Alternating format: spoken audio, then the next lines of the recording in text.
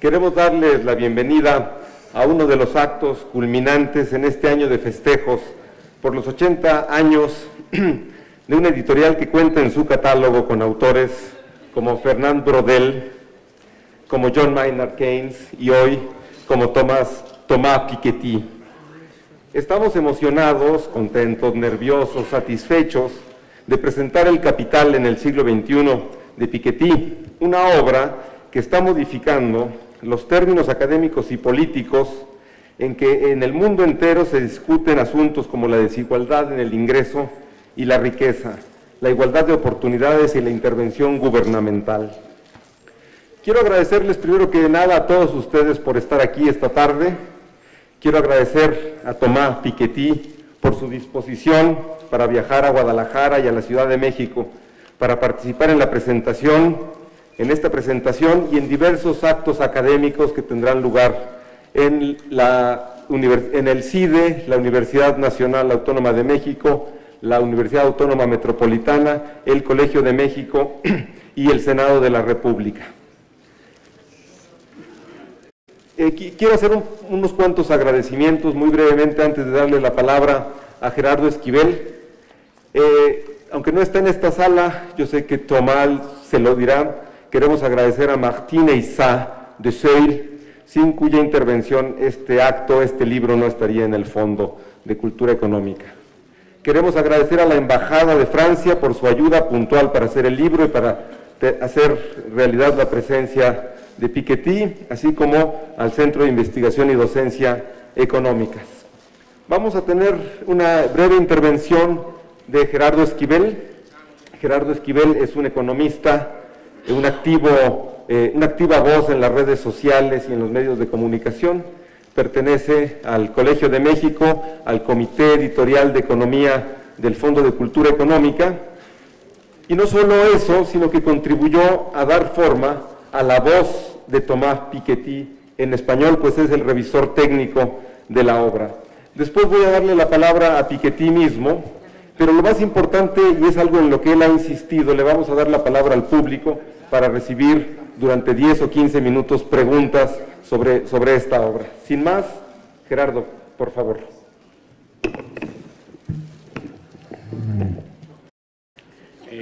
Bueno, muchas gracias. En primer lugar, agradezco muchísimo al Fondo de Cultura por haberme invitado a participar el día de hoy en esta presentación de este muy importante libro, pero también, por supuesto, por haberme invitado a fungir como el revisor técnico de este mismo libro del que vamos a presentar el día de hoy. Voy a dividir mi comentario, que va a ser muy breve, como ya se dijo, en tres partes. Un comentario sobre el autor, un comentario sobre la importancia de la obra en general en las ciencias sociales y un comentario sobre la importancia de la obra para el caso específico de México.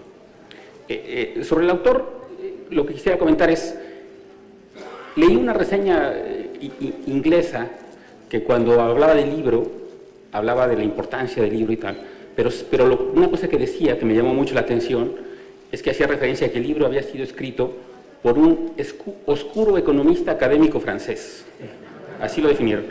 Ninguno de esos cuatro términos era dicho en sentido positivo, ni siquiera neutro. Era una expresión en algún sentido crítica y casi peyorativa. Oscuro porque querría decir que no era muy conocido, ¿no? Economista porque ya sabemos que es una profesión epítome de los males de muchos países. Académico porque parecía sugerir que es alguien desvinculado de la realidad, alguien cuyas propuestas eran ingenuas y no es que ridículas, como mucha gente lo cree, increíblemente. Y francés, pues ya sabemos todos cómo es el chauvinismo en algunas partes en el mundo. De todo lo anterior, de esas cuatro expresiones, no soy la mejor persona para discutir a los economistas académicos, porque yo mismo soy un economista académico, entonces no voy a defenderlos. La parte francesa, pues no tengo nada que decir, creo que es un tema que no vendría al caso. Lo que sí quiero decir es que no es un oscuro economista académico francés, es en todo caso un brillante economista francés, a quien tiene una larga trayectoria como economista. Justo antes de entrar comentábamos cuándo lo conocí.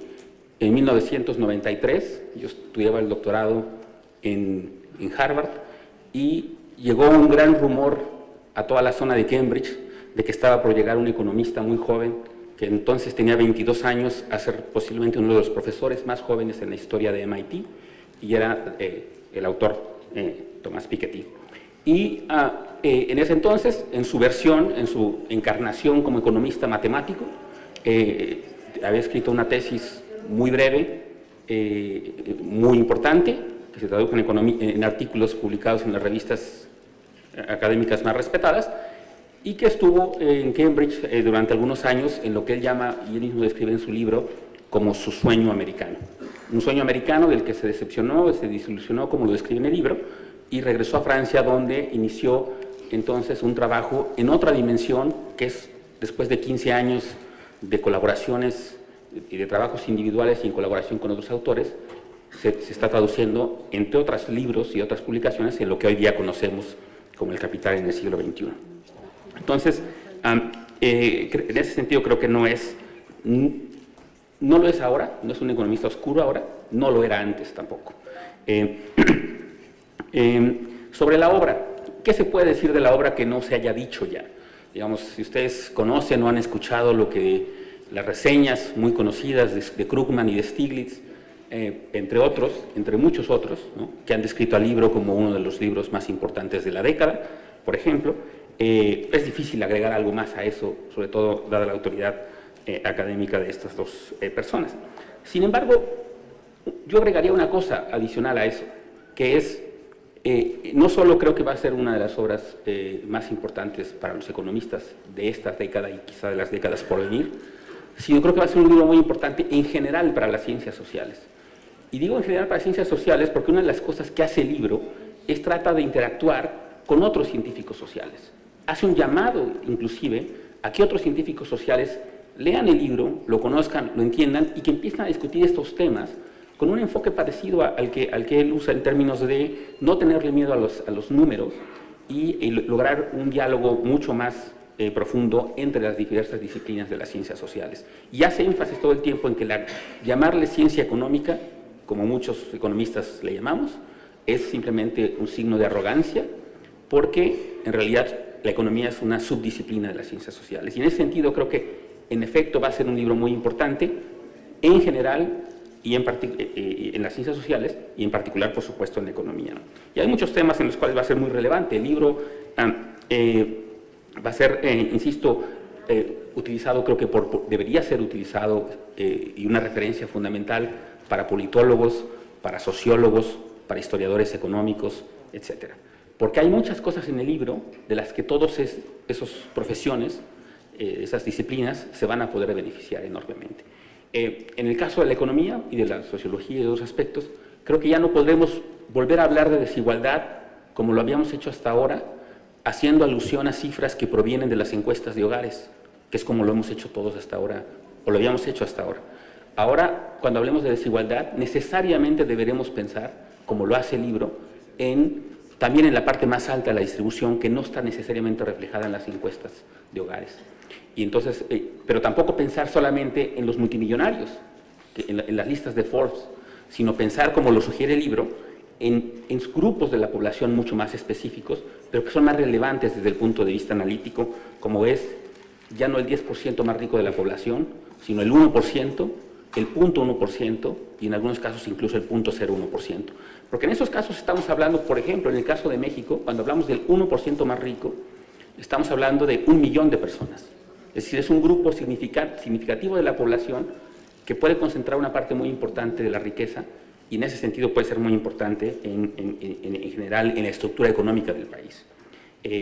Son 250.000 hogares y en ese sentido pensar en ese grupo de la población ya no solo como el 10% más rico en el cual pues, mucha gente, profesionistas, etcétera, participan, que no tiene nada que ver con este 1%, pero que tampoco tiene que ver solamente con los multimillonarios que leemos en las revistas de Forbes. Entonces, hacer ese llamado de atención, a enfocarnos en esos grupos de la población, me parece que es algo en sí mismo ya muy significativo y que cambiará de aquí en adelante la forma de estudiar estos temas, y por eso decía que tiene implicaciones para los sociólogos. Tendremos que discutir, por ejemplo, temas como la transmisión intergeneracional de la riqueza, que no es otra cosa sino las herencias, ¿no? Y cómo eso puede ayudar a perpetuar la dominancia económica y política de ciertos grupos. Es un tema muy importante en el libro. La idea de si hay o no una tendencia hacia el siglo XXI de lo que se llama un crecimiento bajo, que en otros términos se discute como un estancamiento secular, por ejemplo, es parte de los temas que se discutirán a raíz de este libro, me parece. En fin, si uno va identificando temas, podrá uno ir encontrando distintas ideas y sugerencias para futuros estudios en distintas ramas, como decía antes, de las ciencias sociales, y en ese sentido me parece que será un libro muy importante en general, no solo para la economía, sino mucho más allá de eso. Termino mi comentario hablando del caso específico de México. Para el caso de México, escribí un artículo que, si lo quieren ver, para el debate público en México, que salió publicado en la Gaceta del Fondo de Cultura Económica de julio, me parece, en donde comento algunos de los temas más relevantes del libro y sus implicaciones para el debate público en México. Pero voy a mencionarlos brevemente aquí, algunos de ellos, y voy a agregar otro. Para el caso de México, creo que el libro será muy importante para empezar por el tema crucial del libro, que es el tema de la desigualdad, ¿no? En México, como ya sabemos, es un país muy desigual, es un país dentro de los más desiguales en el mundo, porque pertenecemos a una región que es muy desigual, que es América Latina. Y en ese sentido es uno de los países en el que tratar el tema de la desigualdad con el enfoque, como se plantea en el libro, va a cambiar también nuestra forma de entender la dinámica económica y política del país.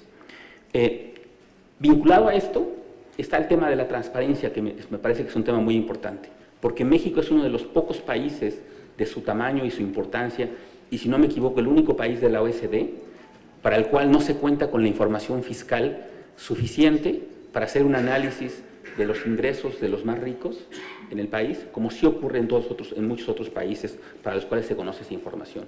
Y ahí creo que es una demanda, y creo que a raíz de la publicación de este libro deberá exigirse una mayor transparencia en el acceso a esta información, porque eso nos permitirá hacer un análisis más rico hacia adelante de este tema crucial de la desigualdad en el país. Otro tema que me parece fundamental para México, y no solo para México, sino para toda América Latina, es el tema de la importancia del Estado social. El libro hace mucho énfasis en el papel del Estado social y la necesidad de construir, entendido el Estado social como algo más allá del estado del bienestar, algo que incluye el acceso a la educación y a la salud, no solo la pensión universal, no solo el seguro de desempleo, una cosa más amplia que esa. Y habla además de la importancia de cómo la construcción de ese Estado social en los países que hoy en día son desarrollados ayudó a reducir la desigualdad en el siglo XX y a comprimir la distribución del ingreso. En la mayor parte de los países de América Latina no tenemos eso, porque no tenemos las dos cosas de las que identifica el libro como fundamentales para la construcción de este Estado social. Una es el diseño mismo de esas instituciones, pero otra muy importante es la reforma fiscal, que debería permitir financiar ese Estado social. Y esa reforma fiscal habla fundamentalmente de lo que ocurrió en el siglo XX en esos países desarrollados, que es fundamentalmente impuestos al ingreso, impuestos progresivos al ingreso, y otro tipo de impuestos de los cuales también habla, que tienen que ver con el impuesto a la riqueza.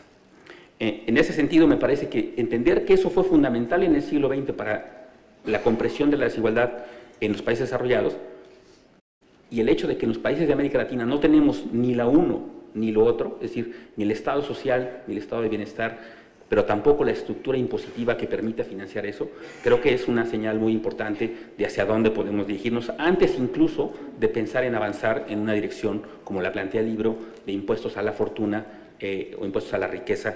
Creo que antes de eso teníamos que pensar y discutir temas sobre impuestos progresivos más progresivos de los que tenemos actualmente sobre el ingreso, en lugar de estar discutiendo, como lo hacemos en México y como se hace en otros países de América Latina, de impuestos al consumo. En fin, el otro tema final, y con eso termino, es el tema sobre la desigualdad y la democracia. Parte de la razón de por qué el tema de la desigualdad, y lo ha dicho el autor en distintas entrevistas y lo menciona en el libro también, es su preocupación por el tema de esta desigualdad y sus implicaciones para la democracia. En particular, manifiesta su preocupación porque la concentración de la riqueza y de una estructura supuestamente meritocrática, a la cual critica también de una manera muy incisiva, eventualmente puede conducir a una especie de plutocracia, en la que el grupo dominante termina gobernando a favor del interés de unos cuantos y no del interés público. Y creo que ese es un tema relevante para el país también, como todos quizá ustedes coincidan. En fin, como se puede ver, hay un sinnúmero de temas, me parece, en las que el libro y los temas que aborda el libro y sus implicaciones y el análisis del capitalismo, sus consecuencias para la concentración del ingreso y la riqueza, pueden ser muy útiles para México y para el debate público en México. Y en ese sentido considero que es una gran oportunidad y una gran fortuna para nosotros que el Fondo de Cultura nos haya hecho llegar de manera tan rápida y puntual la versión en español de este tan importante libro. Muchas gracias.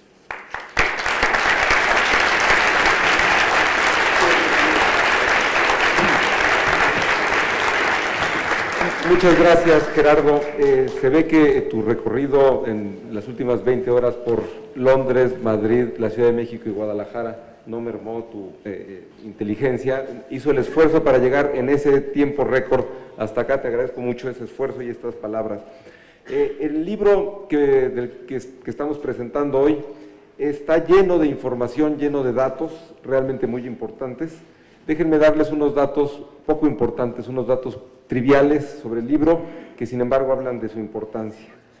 Este libro, en este momento se preparan o ya se han publicado ediciones en 35 lenguas, incluidas el tamil y el vietnamita.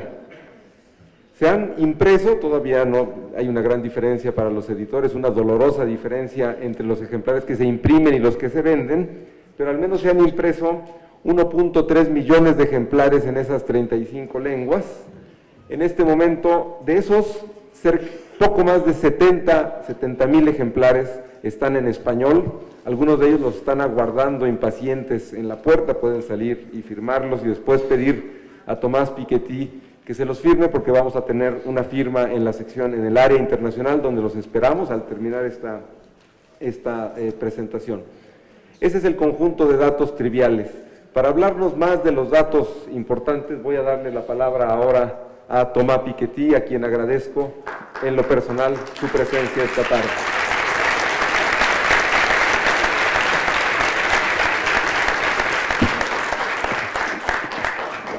Thank you.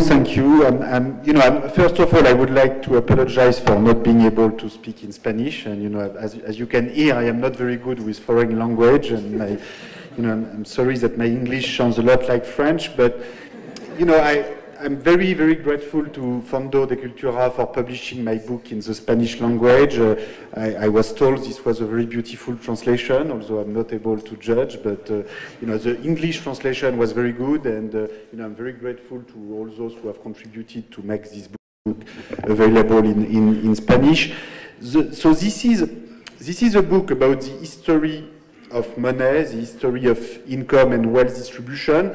So this comes from a very collective data collection project.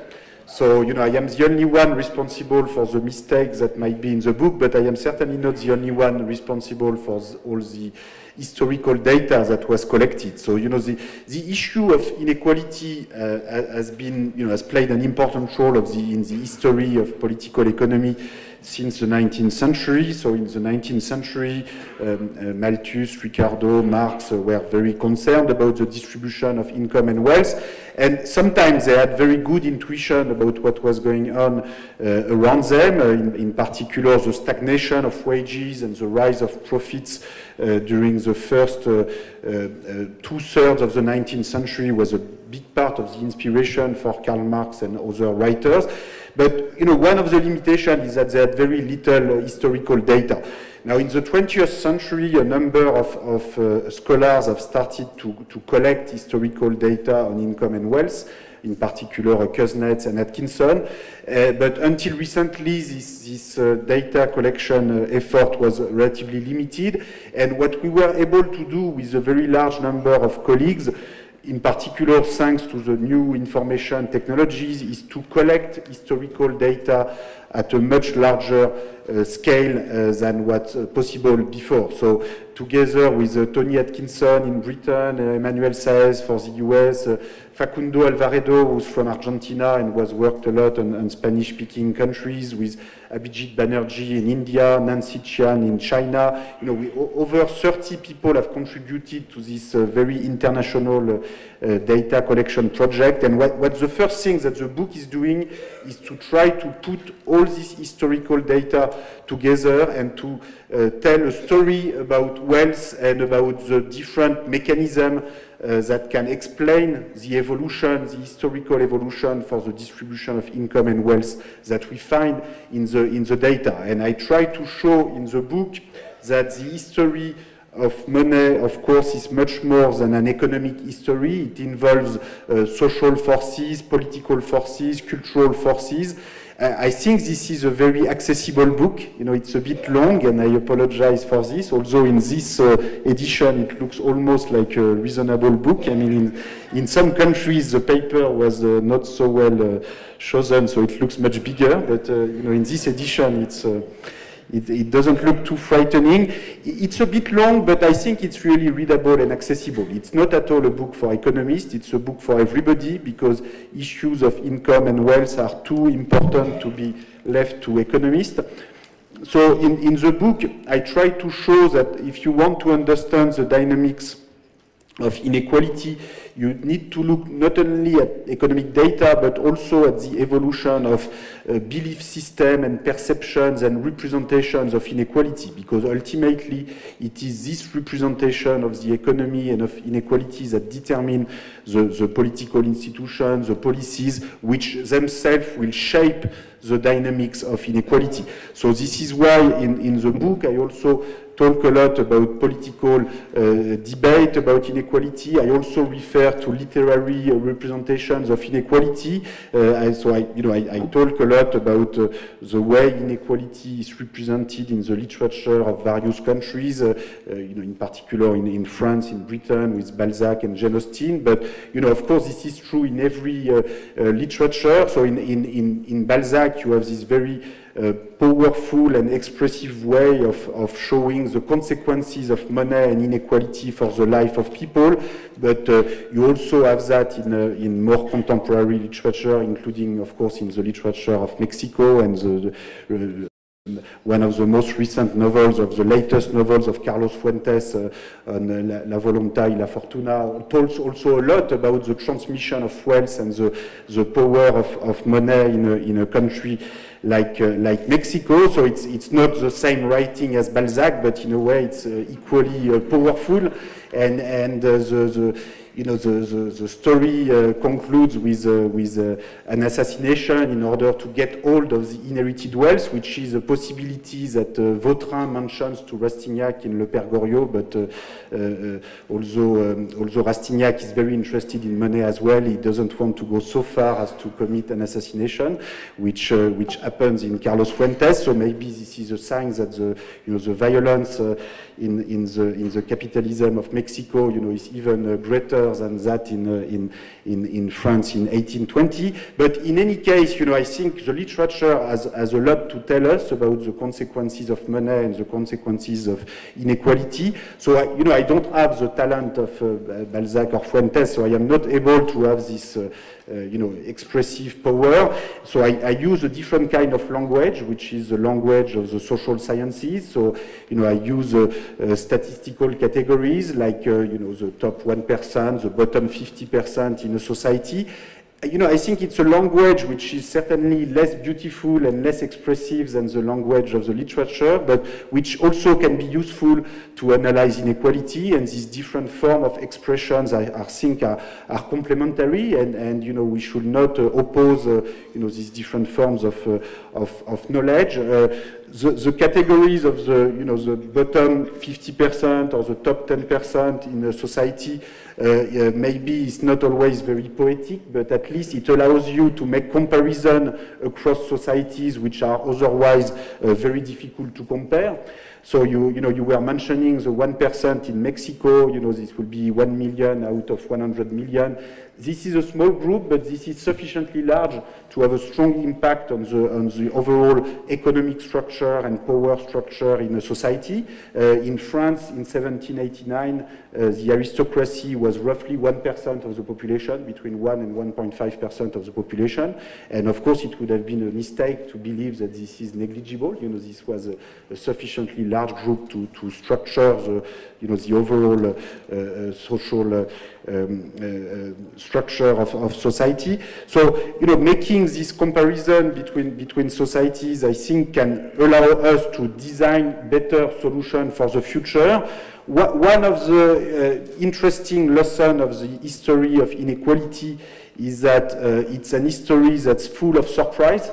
Things happen which are not always expected. So, in particular, a big part of the reduction of inequalities that took place in richest countries in the 20th century was caused by large shocks, including World War I, the Great Depression, World War II, the Bolshevik Revolution. All these big shocks led to a reduction of inequality, sometimes through destruction, sometimes through more pacific and peaceful institutional change. But some of these new fiscal and social policies were accepted by the elite only after these powerful shocks, and were refused by the elite until 1914.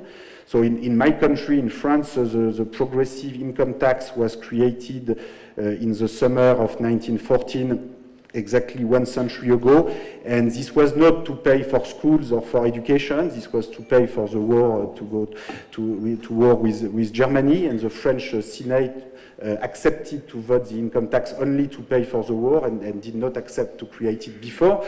So, I think it was, the elite in Western Europe and in North America did not accept social fiscal reforms until after these huge shocks.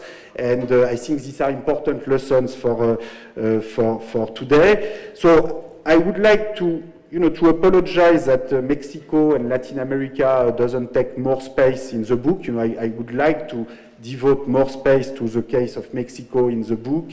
Now, it's not entirely my fault. It's partly due to the difficulties to access historical fiscal data in Latin American countries. So there is, except for Argentina, where we could use historical income tax data starting around 1930, it was very difficult in Latin American countries to access fiscal data, which maybe is a sign of a lack of transparency about inequality, which I think has consequences for societies and for the political regime that goes beyond. It's not only a matter of doing historical research. It's also very important for the regulation of inequality in society in general. So, in particular, in the case of Mexico, this is a country where the income tax was created a long time ago, in 1925, I guess. But this is a country where you have an income tax, but there is no income tax statistics. So it's impossible to know, the number of taxpayers by income brackets and how this changes over time and how this evolves at the local level. And I think this is a pity, because that will be a way to produce more transparency about inequality in Mexico. There are other countries in Latin America which are known to be highly unequal, like Brazil, where we recently discovered that when you use fiscal data, then you find that there is even more inequalities than with the usual source of information that are used in Brazil or in Mexico to measure inequality, namely household survey based on self-reported information, which typically underestimates the level of inequality and the level of top income and top wealth groups. And when fiscal data was used very recently, following the publication of the book in Brazil, we found that the level of inequality was even higher in Brazil than what we thought it was, and also that the evolution was not going in the direction that we thought it was using household survey data. And so, in Mexico, I very much hope that we will be able to include the country in our World Top Income database, which is a database that's available online, and that's the aim is to promote transparency in the study of the distribution of income and wealth. I think it's important to realize that taxation is always more than taxation. It's also a way to produce information about income and wealth, and about how different social groups are benefiting from growth.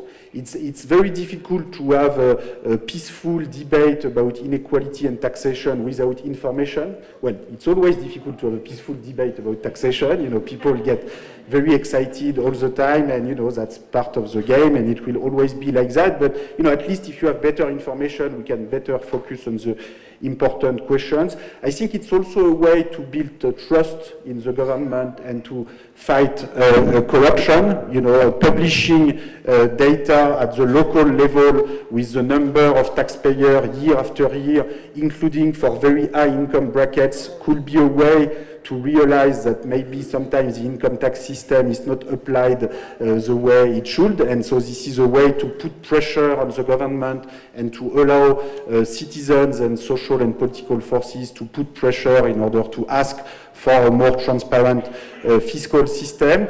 This is true for the study of income. This is probably even more true for the study of wealth and property and capital ownership. So Mexico is a country where there is at the same time a lot of poverty and some of the top billionaires in the world, which you know, you can even see in Carlos Fuentes' novel with a different name, but I think everybody can recognize the characters. And at the same time, this is a country where you have no tax at all on inherited wealth.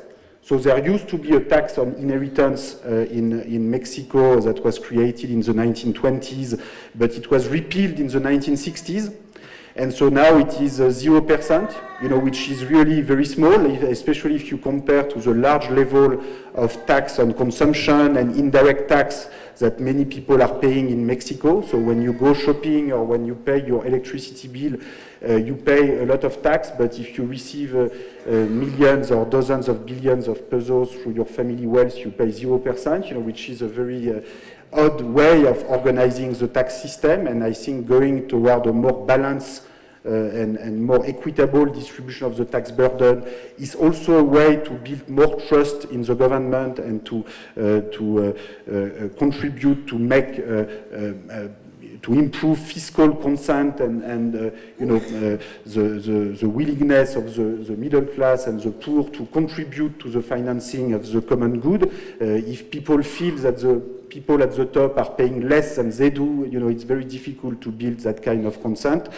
So just to summarize, you know, although Mexico is not directly present in the book as much as I would like it to be, you know, I think these issues of inequality and transparency about inequality and income and wealth are very relevant for Mexico, and so I'm, you know, looking forward to more discussion and debate about these issues in my stay in Mexico. And so thanks again to, you know, everybody, to my publisher, to my translator for making this possible. And you know, I'm going to stop there now, and I'll be very happy to answer questions.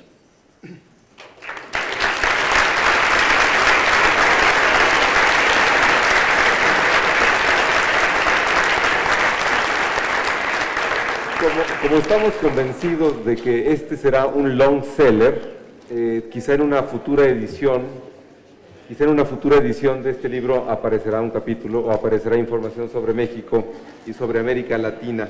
Vamos entonces a dar espacio a preguntas del público. Por favor, el micrófono. Hay la primera persona que yo vi al menos que levantó la mano, está por allá. Después podríamos poner a alguien por acá y después una persona más por allá. Les pido que sean preguntas lo más concretas posibles para poder atender varias. Sí. Prefiero hablar en español porque sí, es la mayoría de la gente. Mi nombre es Óscar García Manzano, soy economista, pertenecía a ese grupo privilegiado de los académicos, de los que no teníamos que trabajar para generar riqueza.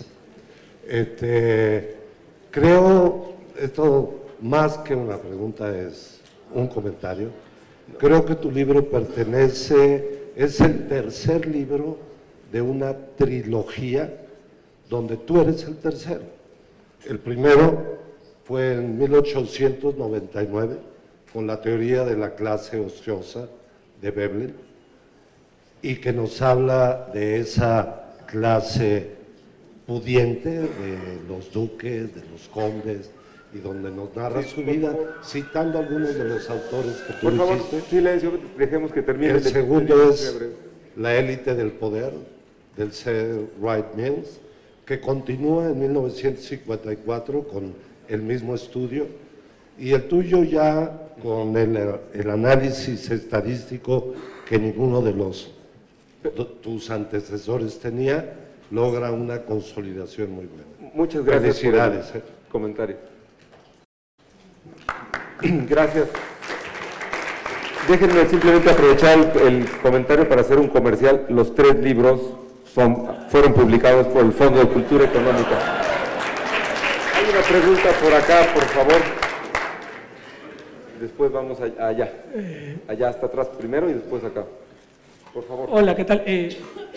Salvo que quieras decir algo sobre esta trilogía. No, una pregunta, por favor. Hola, Ismael Carballo. También quería referir a teorías, pero autores, a libros anteriores. Me llama la atención que tu libro remite a 1867, al Capital de Marx, y no a 1936, que es la teoría de Keynes. Entonces te quería preguntar, para ti hoy el debate tiene que estar situado en coordenadas marxistas y ricardianas o keynesianas. Es lo que quería preguntarte. ¿Cuál es tu posición con relación a Keynes? ¿O Keynes ahora no tiene, digamos, tanta relevancia, sino que lo que hay que hacer es volver a Marx, Ricardo, quizá por la vía de Piero Rafa, no sé. Muy bien. Yeah, I guess I have a lot of admiration for Keynes, of course.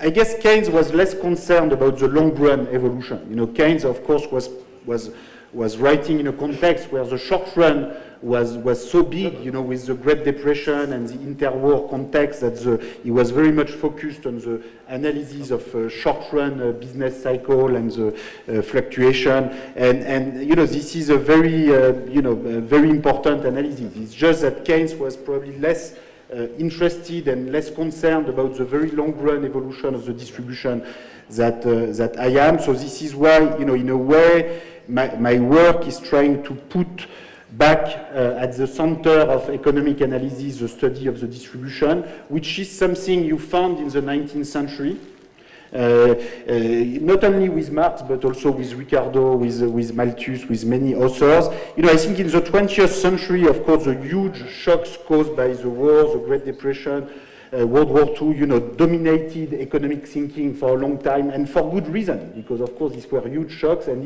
you know, one of the findings of my book is that it took a very long time to recover from these shocks. You know, you have to wait until 2000 or even 2010 to find the stock market capitalization or the real estate capitalization as a fraction of GDP that we already had in 1913 in London or Paris or New York. So, you know, the shocks due to the war were so large that indeed this dominated a big part of the economic analysis during the 20th century, largely for good reason. But I think now we have to look at the long run again, and you know, I'm trying to contribute to put the study of the distribution and of the long run back at the center of economic analysis. Bien, buenas gracias. Carlos Rojas. Bien, fuiste director de la École d'économie de Paris. Si tu veux, on peut parler en français. No, mejor en español para que traduzca. Fuiste director de la Escuela de Economía de París.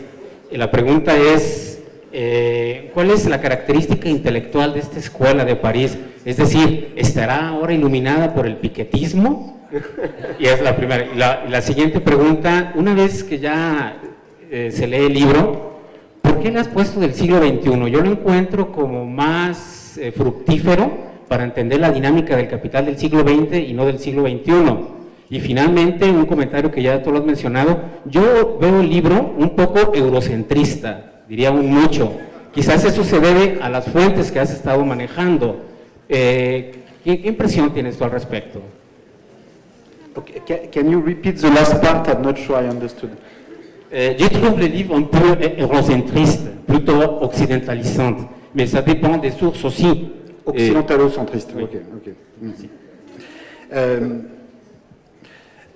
Okay, so let me first answer about the 21st century versus 20th century. So you're perfectly right. The book is more about the past than about the future. And so, the title, Capital in the 21st Century, this is a way to maybe to get people to be interested in the book. But now that you are here in the room, I can tell you that the book is mostly about the 19th century and the 20th century. And we are in 2014, so it's very difficult to talk about the 21st century. So I try to draw conclusion and perspective and lessons for the future, but of course I am much better at analyzing the past than the future. So ultimately my main objective is to help people to draw their own conclusion for the future.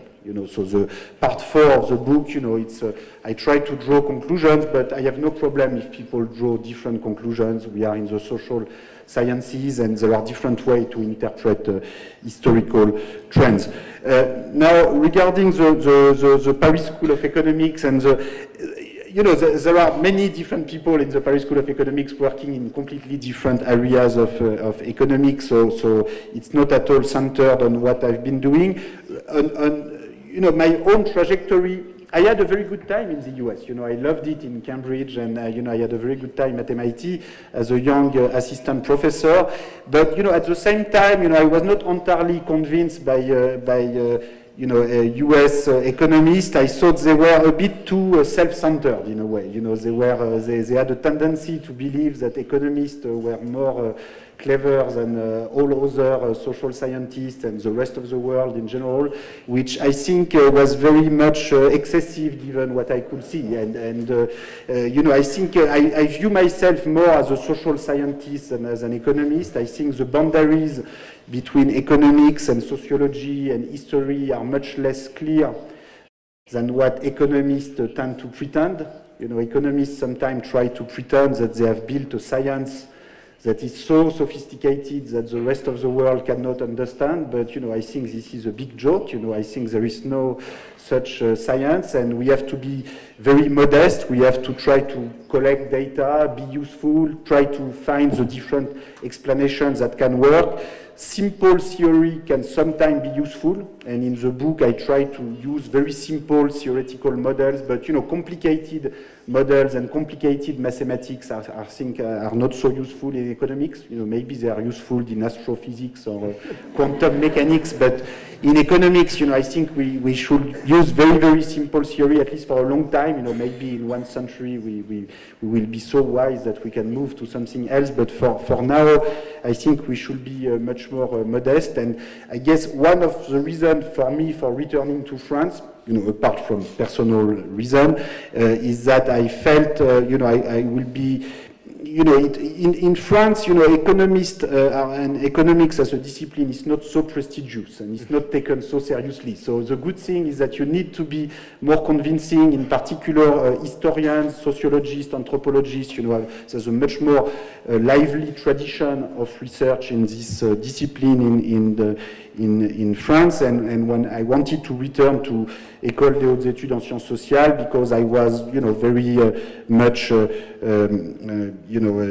trying to dialogue with the school of historical research and sociological research that was very strong there, and I thought that, had I stayed in the US, probably I would have not gone into this kind of historical research. Now, regarding your final part and the sort of Occidentalocentrism and Western-centered, I really try to avoid that, and I really try to avoid that in my book in different ways. I don't know if I am successful, but I really try hard, in the sense that, I spend a lot of time collecting historical data, for instance, in India.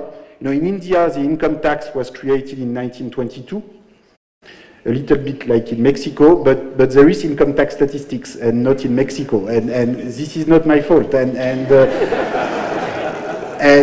So I tried to work on Chinese data as much as I could. We tried with Facundo Alvarado to use the data for Argentina. We try to work on every part of the world. I also try to emphasize in my book the international dimension of inequality.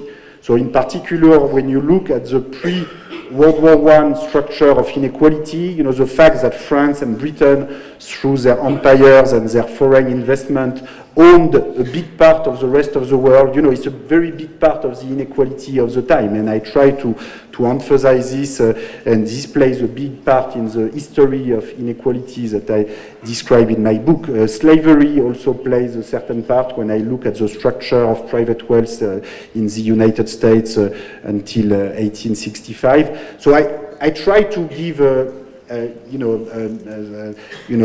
world perspective on inequality, but of course there are limitations to what I do in my book. Some are due to the data, some are due to my own limitation. Una pregunta más acá y después vamos a pasar acá y allá. Gracias, doctor Piketty. Tres cuestiones muy rápidas. Primero, felicitarle y agradecerle muy sinceramente que esté con nosotros. Necesitamos una apertura al diálogo muy importante, sobre todo en la situación de este país. Segundo, siguiendo la lógica de las escuelas, la impresión que yo tengo originalmente es que Piketty es Piketty. Uno difícilmente lo ubica dentro de la lógica de las escuelas. Y me pregunto sobre la relación que usted se plantea, las sinergias que se pueden crear, especialmente con escuelas francesas, que también han trabajado la interdisciplinariedad, que también han trabajado fuertemente la cuestión del desarrollo. Como regulacionistas, tenemos por acá al profesor Salama, tenemos también toda la historia de la teoría de las convenciones con Olivier Faverot. ¿Cómo se posiciona y qué sinergias plantea al respecto con estas escuelas francesas? Y una última pregunta sobre las limitaciones finalmente de México y de muchos países latinoamericanos en términos de información fiscal, no por incapacidad técnica, sino por incapacidad política. ¿Qué hacer para poderse plantear una lógica política en la que efectivamente sepamos en qué país vivimos y el nivel de concentración de riqueza que tenemos? Gracias. Well, you can contribute certainly to put pressure on your own government, to open their data. I think I very much would like to develop more collaboration and more synergy with scholars in Mexico and other Latin American countries. One good thing with the publication of the book is that this induced a number of countries to open more their fiscal data. So, for instance, I was in Taiwan and in Korea a couple of weeks ago, and we now have very good historical study on the evolution of top income shares in Taiwan and Korea, which we didn't have at the time of the book. So they are not included in the book, but they are now included in the World Top Income Database online. And in Brazil, we were recently able to start to access some fiscal data. In Mexico, also a little bit for the very recent years, but we don't really have a complete series, so we could not so far really include Mexico. But of course, we will be very happy, to be able to develop this collaboration further for the study of income and wealth distribution in Mexico, and also of other economic issues. So I very much hope we can pursue, such collaboration and synergy in the future. Bueno, lamentablemente voy a dar la palabra a la última pregunta. Buenas tardes, mi nombre es Vinicio, señor Piketty, Vinicio Coppel. Me interesó mucho que usted vive más en el pasado de la información que en el futuro, pero mi pregunta va enfocada a la última información de ayer del diario El País de Madrid, donde nos informan que un país tan poderoso como es Rusia, Moscú, su rublo se devaluó en diciembre del año pasado de 32 rublos por dólar a 52 hace unos días por dólar. ¿Qué puede esperar un país de esas magnitudes como Rusia, con una evolución? ¿Qué podemos esperar los latinoamericanos, propiamente los mexicanos? O sea, ¿hasta dónde la caída económica se puede convertir en un desastre, viendo la información de Moscú? Muy bien.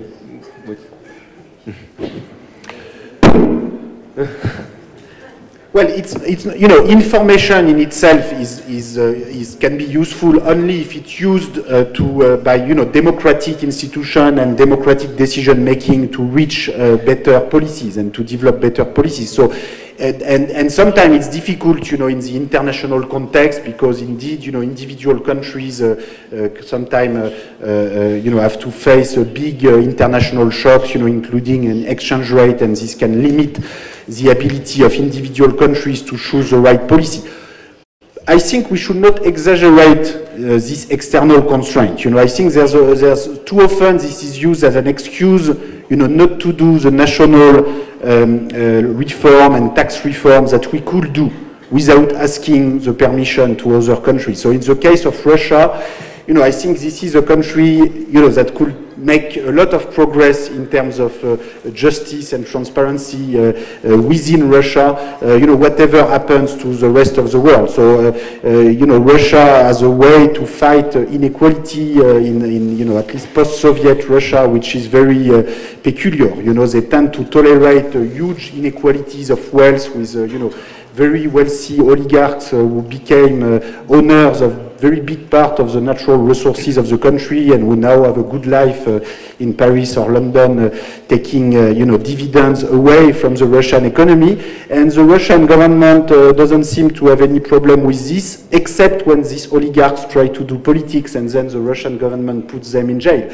And you know, I think this is not a very efficient way to regulate inequality. And I think you know, it would be much better to develop more systematic approach to inequality in Russia and also in China, and in particular a tax system and the rule of law and more transparency about income and wealth inequality would be very useful. So some of these reforms, you know, can be done at the national level, and the reason they are not done is because, you know, sometimes the elite doesn't want them and is able to capture the political process so as not to have this reform. But, you know, I think the democratic forces can be stronger.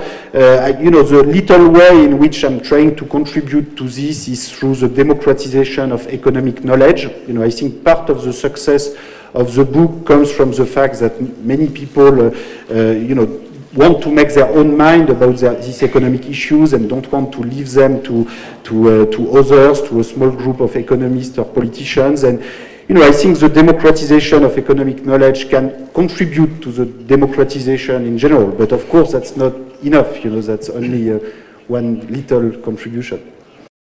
Muchas gracias, Tomás. Esta sesión es muy corta para todo lo que querríamos dialogar con Thomas Piketty. Yo creo que este es el inicio de una larga relación de Piketty con México y con América Latina. Muchas gracias a ustedes por acompañarnos, al autor también, a la gente de producción, a los traductores, el área de comunicación del Fondo de Cultura Económica. Los invitamos a ir al área internacional, donde Thomas Piketty firmará ejemplares hasta que los tendones de la mano derecha se lo permitan. Muchas gracias.